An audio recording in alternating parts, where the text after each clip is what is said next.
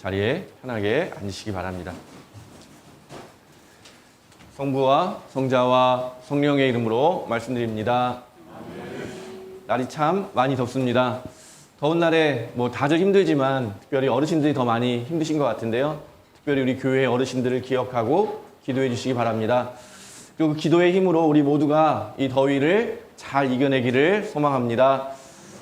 지난 목요일부터 연수리에 있는 우리 청소년 수련관에서 풀시학교라고 해서 우리 성공의 작은 교회들이 모여서 주일학교 수련회를 했는데요. 저도 잠시 좀 맡은 일이 있어가지고 다녀왔는데 30명 정도 되는 아이들이 바글바글 하면서 막 뛰어다니고 막 장난치는 걸 보면서 좀 마음에 좀 그런 게 옛날에 좀 거슬렸는데 나이가 점점 들면서 그런지 되게 사랑스러운 모습으로 좀 보이더라고요. 그러면서 제 마음에는 정말 우리 교회에도 아이들이 많아졌으면 좋겠다 그런 생각을 하게 됐습니다. 그리고 또 더불어서 제가 이야기를 많이 들었는데 우리 교회에서 어린 시절 주일학교가 굉장히 많았잖아요. 우리 교회에서 주일학교를 보냈던 그 청년들이 다시 교회에 돌아오면 얼마나 좋을까 그런 생각을 하면서 기도했습니다.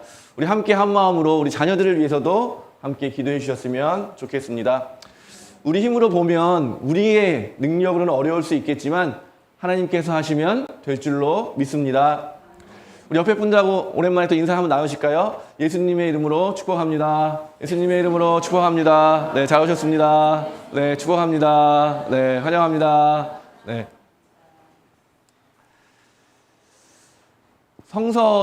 성서는 어떤 분명한 목적을 가지고 이렇게 쓰여졌습니다. 그래서 그 목적을 알면 조금 더 성서를 읽는 데 좀 도움이 되는데요. 여러 가지 목적 중에 대표적으로 요한복음 20장 31절을 보면 이렇게 기록되어 있습니다. 이 책을 쓴 목적은 다만 사람들이 예수는 그리스도이시며 하느님의 아들이심을 믿고 또 그렇게 믿어서 주님의 이름으로 생명을 얻게 하려는 것이다. 아멘. 성경은 예수님이 어떤 분이냐라고 하는데 어떤 분이라고요? 그리스도, 우리의 구원자라고 하는 것을 사람들에게 알리기 위해서 또 알리는 것에 그치지 않고 그 이야기를 들은 사람들이 그 말씀을 믿어서 생명을 얻게 하는 것이 바로 성경 말씀의 목적입니다. 그런데 오늘 이야기도 좀 보시면 딱 읽을 때 여러분 머릿속에 어떤 생각이 드세요? 어떻게 물 위를 걸어왔을까?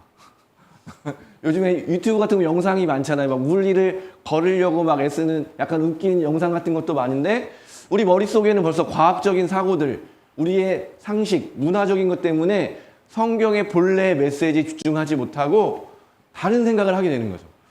베드로는 어떻게 걸었을까? 그때 무슨 기분이었을까? 또 왜 물에 빠져들게 됐을까? 이런 것들 사실은 본래 메시지와 다른 것들에 우리의 시선을 빼앗기게 되는데요. 오늘 성경의 이야기처럼 우리가 성경을 읽을 때 어려움을 겪는 이유 중에 하나는 시간차가 너무 많기 때문에. 그러니까 뭐가 달라요?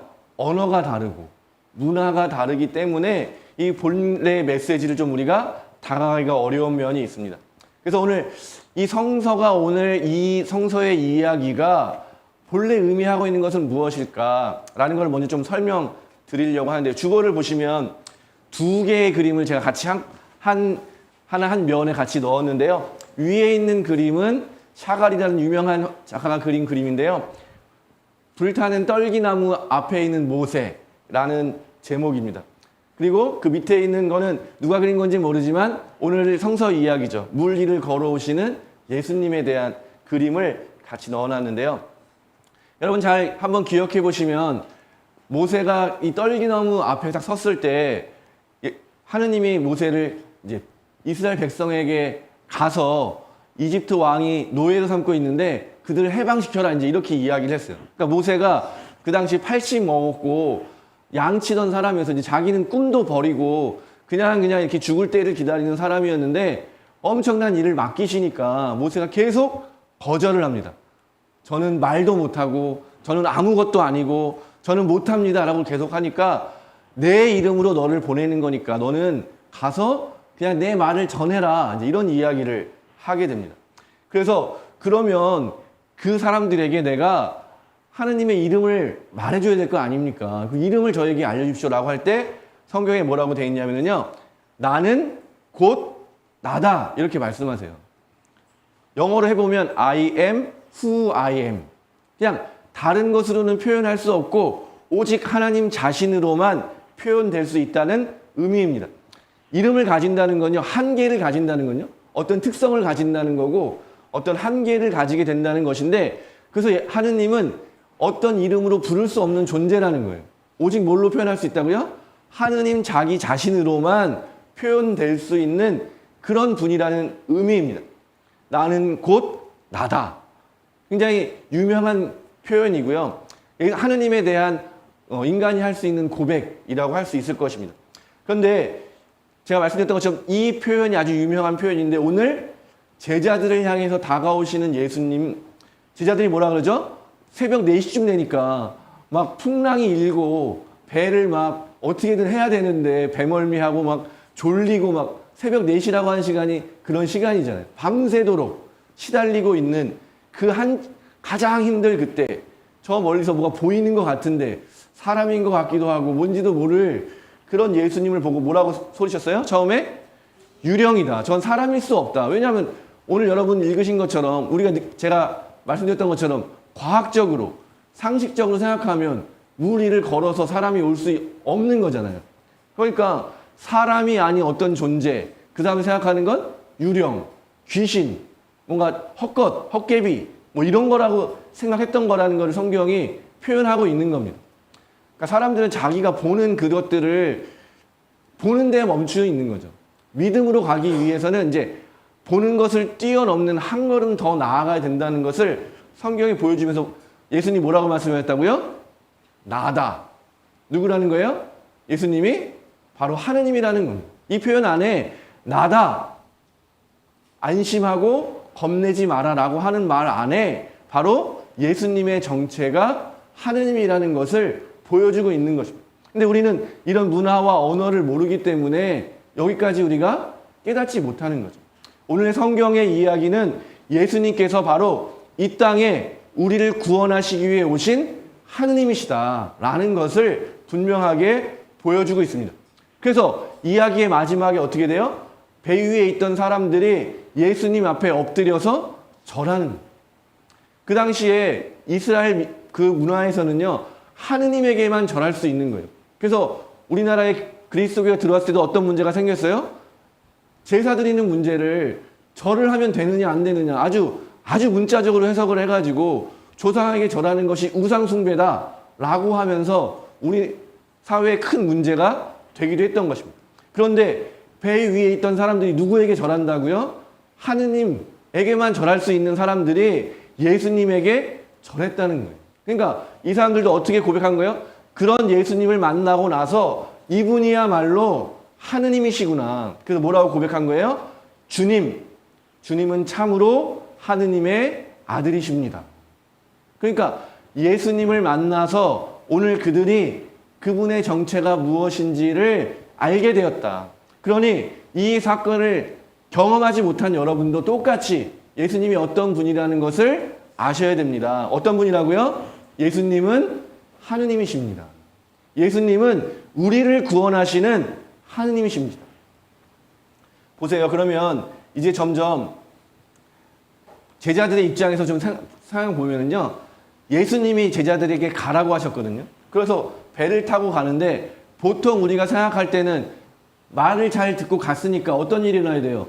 막 평화롭고 아름다운 노래가 나오고 막 즐겁게 콧노래를 부르면서 가야 될 것 같은데 역풍을 맞은 거예요. 내가 가려고 하는 순풍은 뭐예요? 내가 가는 방향으로 바람이 불어줘서 힘을 안 들여도 가게 되는 게 순풍인데, 역풍은 뭐예요? 내가 가려는 방향의 반대 방향에서 바람이 오고 있는 거예요. 그러니 이 풍랑치는 물결과 이 바람 때문에 정신을 차리지 못하는 거예요. 내가 지금 어디로 가고 있는지, 내가 지금 뭘 하고 있는지 그런 것들을 생각할 겨를도 없이 그저 뭐에만 빠져 있는 거예요? 생존. 어떻게 살 수 있는가? 어떻게 하면 죽지 않을 수 있을까? 어떻게 하면 이 위험을 넘어갈 수 있을까? 시선이 아주 내 눈앞에만 꽂혀 있는 거예요. 예수님께서 저 건너편으로 가라라고 한 목적을 잃어버리고, 그 원래 내가 가려고 했던 그것들을 잃어버리고 그저 내 눈앞에 있는 문제에 붙들려가지고 진짜 내가 어떤 존재인지 내가 무엇을 해야 되는지는 잃어버린 모습을 우리에게 보여주고 있는 것입니다. 마치 우리의 인생과도 마찬가지인 거죠. 하느님께서 여러분을 누구라고 불러주셨어요? 사랑하는 내 자녀. 정말 귀하고 사랑스러운 존재라고 말씀해 주셨는데 역풍이 부니까 여러분 마음에 어떤 마음이 드는 거예요? 속았구나. 하느님이 나를 사랑한다고 해놓고 나를 이런 시련 속에서도 가만 두시는구나. 정말 그러면서 하느님은 잃어버린 채 그저 내 삶에 요동치는 삶의 무게, 삶의 고통, 삶의 환란 속에 빠져 있는 우리들의 모습과 닮아 있는 모습을 오늘 성경에서는 보여주고 있는 것입니다. 그런데 이 풍랑은 뭘 또 떠오르게 하냐면요. 창조의 때, 창조의 그 이야기 생각해 보시면요. 아무것도 없을 그때 뭐가 있었다 그랬어요? 어둠이 깊은 물 가운데 있었다 그랬어요. 그러니까 어둠이라고 하는 것과 물이라고 하는 것은요. 옛날 사람들에게는요. 예측할 수 없는 거예요. 예측할 수 없고 질서가 없고 정말 혼란스러운 그것을 말하는 거거든요. 그 혼란 가운데 하느님이 창조를 시작하시는 거예요.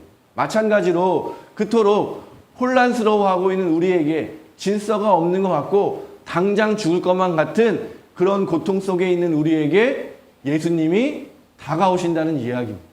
그런 풍랑을 뚫고 예수님이 저와 여러분을 찾아오신다. 나를 집어삼키는 파도와 바람을 넘어서 찾아오시는 그 예수님, 나를 구원하시는 하느님, 그분을 우리는 만나야 된다라고 성경에서 이야기하고 있습니다. 내가 의지하고 있는 그런 삶이 어려워질 때, 삶의 풍랑이 가득하게 될 때 여러분 어떻게 느끼세요?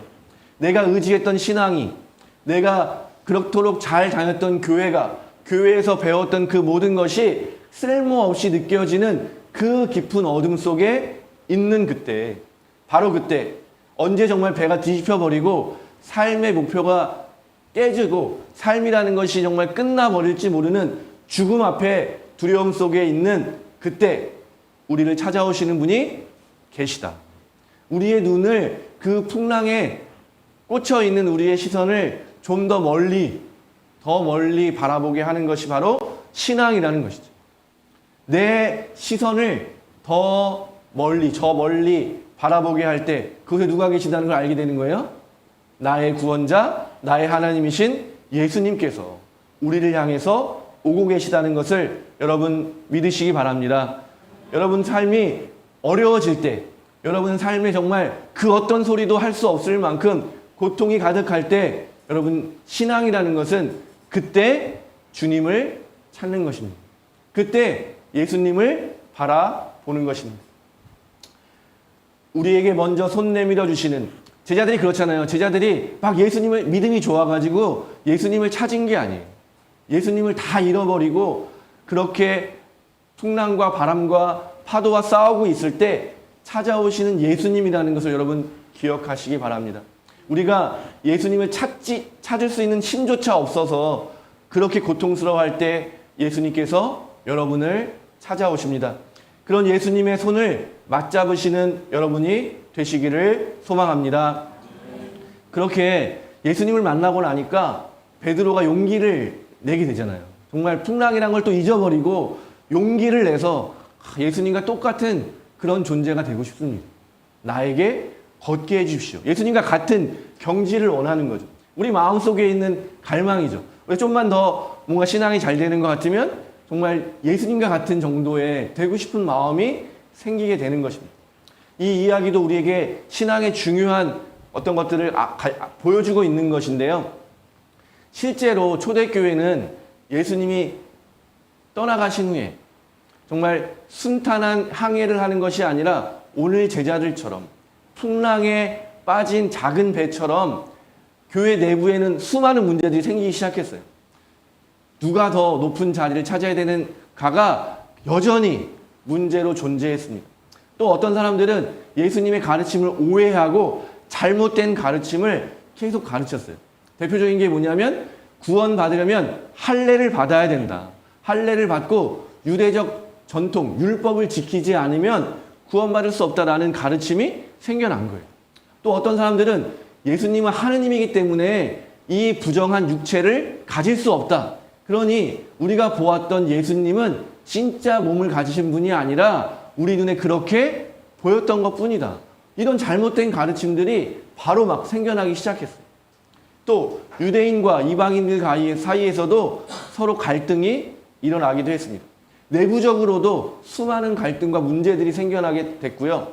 외부적으로는 유대인들이 저거는 가짜 종교라고, 우리로부터 출발했는데 가짜라고 막 공격을 하기 시작합니다. 또 로마 제국은, 그 당시에 강력한 힘을 가진 로마 제국은 그리스도교를 없애려고 박해하고 사람들을 감옥에 가두고 사람들의 목숨을 빼앗고 막 이런 지속되는 박해가 있었습니다. 정말 풍랑이 치는 그럴 때 정말 12제자의 수제자처럼 베드로처럼 주교의 직분을 맡은 분들은 그 위기를 극복하기 위해서 정말 뜨거운 신앙을 가지고 교회 내부의 문제도 하나하나씩 해결해 나가고 또 외부의 박해에 맞서서도 그렇게 정말 예수님처럼 베드로가 오늘 보여준 것처럼 그런 놀라운 모습을 보여주었습니다. 정말 자기 자신의 목숨을 바쳐서 교회를 수호했고 정말 순교의 자리에서 끝까지 예수님만 바라보면서 자기의 목숨을 바쳐냈습니다. 정말 예수님이 말씀하신 그대로였던 거죠. 누구든지 나를 따르려는 사람은 자기를 버리고 십자가를 지고 나를 따라야 한다라는 그 말씀 그대로 정말 그 순교의 두려움 앞에서도 끝까지 신앙을 지켜냈던 그런 역사가 있습니다. 마찬가지인 거죠. 그런 모습들을 배경으로 본다면 베드로가 정말 예수님처럼 물 위를 걸을 수 있었던 비결이 무엇이었겠습니까? 시선을 예수님에게만 향하게 됐을 때. 예수님이 구원자이자 하나님이시라는 것을 알게 되었을 때 그 고백을 가지고 예수님만 바라보았을 때 그럴 때 사나운 풍랑 위를 걸어오시는 예수님과 똑같은 모습으로 사람들에게 희망을 주었던 거예요. 주교님들이 예수님과 같은 모습으로 사람들에게 보여준 것이죠. 그런데 동시에 그 성공의 이야기로 끝나지 않는 것이 정말 우리에게 더 중요한 이야기입니다. 그렇게 정말 신앙의 수호자로 살아갔던 그분들, 베드로, 또 그 많은 교회의 지도자들은 예수님과 같은 모습이기도 하지만 동시에 우리와 같은 연약한 모습을 가진 사람과 다르지 않았다라고 하는 것이 오늘 성경의 중심 주제입니다. 그렇게 정말 예수님과 같은 모습으로 교회를 지켰던 그 사람들도 사실은 조금만 시선을 예수님에게서 빼앗기게 되면 바로 다시 두려움에 빠지고 의심을 갖게 되면서 물에 빠지게 되는 그런 연약한 존재가 바로 베드로라는 것을 통해서 우리 자신의 모습을 비춰주고 있는 것이죠. 베드로는 금세 예수님을 바라보던 시선을 바다를 보니까 너무 두려워지는 거죠. 그리고 믿음은 의심으로 변화되어서 물에 빠지고 맙니다. 그런데 더 놀라운 것은 교회는 그 실패가 끝이라고 말하지 않는 거죠. 야, 베드로는 이제 실패했으니까 더 이상 지도자가 될 수 없어. 베드로는 이제 예수님을 믿지 못하는 의심 많은 사람이야 라고 말하지 않는다는 것입니다. 그렇게 수없이 실패한 베드로가 교회의 지도자가 되고 수없는 실패를 딛고도 끝까지 예수님을 따를 수 있다고 말해주는 것이 바로 교회인 것입니다. 누구나 실패할 수 있다. 심지어 교회의 지도자조차 실패할 수 있다는 것이 바로 교회의 중요한 가르침이었습니다. 그래서 베드로가 정말 오늘뿐만 아니라 성서의 이야기를 쭉 보시면 계속 실패합니다.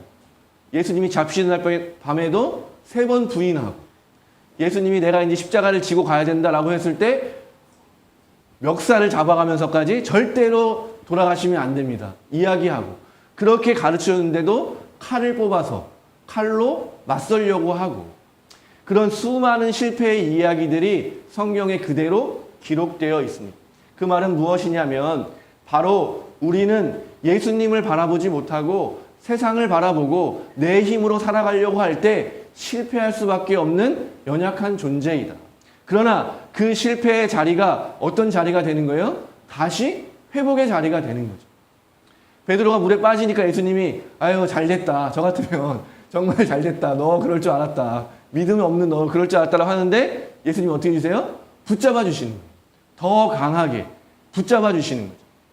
자기를 3번이나 부인한 베드로에게 부활하신 이후에 나타나셔서 너는 나를 사랑하느냐고 3번 물어주시면서 자기를 3번 부인한 베드로를 직접 용서해 주시는 모습을 보여주십니다. 그렇기 때문에 그렇게 우리 눈에는 위대해 보이는 신앙인들조차 그 안에는 뭐가 있는 거예요? 두려움도 있고 실패도 있고 정말 예수님이 아니면 아무것도 할 수 없다라고 하는 인간적 한계를 모두 가진 사람들이 놀랍게도 예수님만 바라보면서 그렇게 자기 자신을 내어드릴 수 있었다는 것입니다.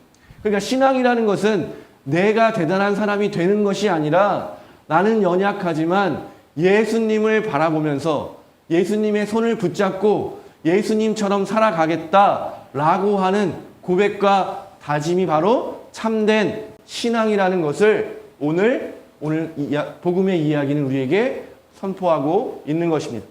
그래서 사도 바올로가 이렇게 고백합니다.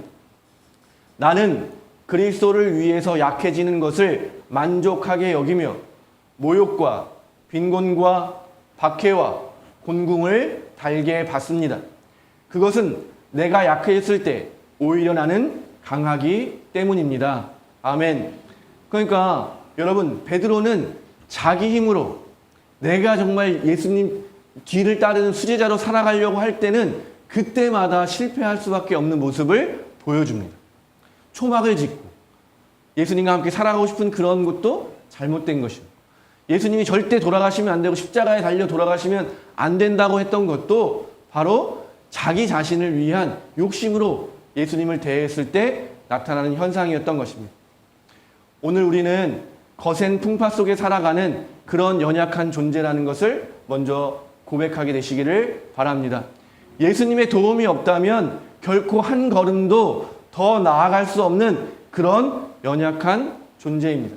그러나 동시에 그런 풍랑 속에서도 우리가 눈을 들어 저 멀리 찾아오시는 예수 그리스도를 바라보게 될 때, 그분이 내미시는 손을 붙잡게 될 때 정말 놀랍게도 그 풍랑을 밟고 걸을 수 있는 그런 신앙의 경지에 도달할 수 있는 존재이기도 하다라는 것을 여러분 기억하시기 바랍니다. 그래서 우리는 다른 것이 아니라 예수님과 함께 살아가는 사람이기 때문에 예수님 오늘 뭐라고 말씀하셔요? 두려워하지 말고 안심해라. 걱정할 것이 없다. 세상이 막 우리를 위협하고 세상이 우리를 괴롭히는 그 모든 것들은 우리를 어떻게 할 수 있는 것이 아니다. 예수님은 세상을 변화시키는 분이십니다. 세상을 구원하시는 분이십니다. 마찬가지로 우리도 그런 예수님의 손을 맞잡고 살아가게 될 때 세상을 변화시키는 사람으로, 세상의 구원을 이루어가는 존재로, 이 땅에 하느님 나라를 완성하는 존재로 살아가게 된다는 것이 오늘 성서의 이야기이고 저와 여러분을 초대하시는 하나님의 계획이시라고 믿습니다. 그렇기 때문에 우리는 이렇게 고백할 수 있는 것입니다. 나는 연약합니다. 나는 보잘것 없습니다. 그래서 예수님을 의지하고 예수님의 이름을 부르고 예수님과 함께 살아가는 존재이기 때문에 약할수록 더욱 강해지는 존재입니다.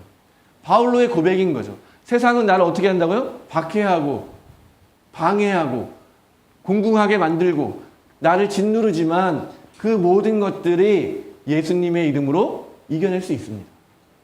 그래서 요한복음의 마지막에 예수님이 뭐라고 선포하세요? 걱정하지 말아라. 내가 세상을 이겼다. 세상을 이기는 방법이 우리가 생각하는 방법이 아니지만 이미 세상을 이기신 예수님과 함께 살아가시는 여러분이 되시기를 바랍니다. 풍랑 속에서도 두려워하지 마시고 예수님과 함께 걸어가시는 여러분이 되시기를 바랍니다. 여러분의 시선을 풍랑에 두지 마시고 예수님에게 맞추시는 그런 여러분이 되시기를 바랍니다. 그런 의미에서 다시 한번 여러분에게 금요 기도에 오시기를 초대드립니다. 여러분 두려워하면서 걱정하실 시간에 교회에 오셔서 기도하시기 바랍니다. 물론 뭐 꼭 교회에 오지 않으셔도 여러분의 있는 자리에서 예수님을 만날 수도 있고 예수님과 충분히 교제하실 수 있지만 또 교회에 오셔서 같이 한 마음으로 찬양하고 기도하는 가운데 주님이 주시는 말씀으로 그렇게 능력을 체험하는 자리가 바로 금요 기도의 자리입니다. 여러분 금요 기도 뭐 매주 오시지 못하셔도 좋지만 여러분 한 달에 한 번이라도 또 분기에 한 번이라도 또 1년에 한 번만이라도 그렇게 오시기를 바랍니다. 그래서 그 자리에서 우리가 경험하게 되는 것은 무엇입니까? 하느님은 나를 사랑하시는구나. 하느님은 나를 지금도 함께하고 계시구나. 나를 내버려 두는 분이 아니시구나. 가장 지쳤을 때, 가장 어둠이 깊은 그때에 예수님을 만났던 것처럼 지금 내 삶에 함께 하시는 예수님을 만나는 일이 가장 중요하다고 믿습니다. 많이 덥고 힘든 시간들이지만 우리는 믿음으로 예수님이 나와 함께 하시다는 것을 고백하고 또 그렇게 바라보고 그렇게 경험하면서 한 주 동안 오히려 감사와 기쁨이 넘치는 시간으로 채워가시는 여러분이 되시기를 소망합니다. 하느님은 지금도 살아계십니다. 예수님은 우리를 찾아오셔서 우리를 붙들어 주십니다. 성령 하느님은 늘 우리 안에 우리와 함께 하시며 우리를 도와주시는 분이십니다. 우리가 늘 들어오는 이 신앙의 아주 간결한 메시지들이 그냥 말로만 끝나는 것이 아니라 하느님의 능력으로, 하느님의 약속으로 또 우리가 경험하는 하나님의 은혜로 그렇게 경험되어지기를 예수님의 이름으로 축원드립니다. 성부와 성자와 성령